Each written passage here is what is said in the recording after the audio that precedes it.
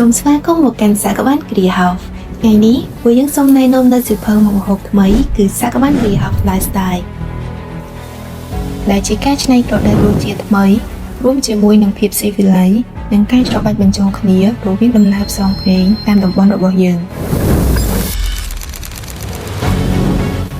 បង្កើតចេញជាសៀវភៅមុខម្ហូបអាស៊ីដ៏សម្បូរបែបបទពិសោធន៍ថ្មីក្នុងការជួបជុំញ៉ាំអាហារជាមួយមិត្តភ័ក្តិក្រុមការងារគ្រួសារនិងមនុស្សជាទីស្រឡាញ់អមនឹងបរិយាកាសស្រស់ស្រាយជាពិសេសជាមួយមុខម្ហូបដ៏ច្រើនសម្បូរបែបនិងមានឲ្យជារសដែលធ្វើឡើងដោយចុងភៅដែលមានបទពិសោធន៍និងជំនាញ Ladies and gentlemen, welcome to Sakban Grill House Lifestyle ពួកយើងសូមចូលរួមចែករំលែកបទពិសោធន៍ថ្មី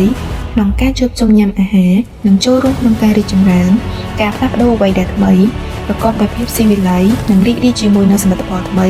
គឺសាកបាន Grill House Lifestyle ចាប់ពីថ្ងៃនេះតទៅ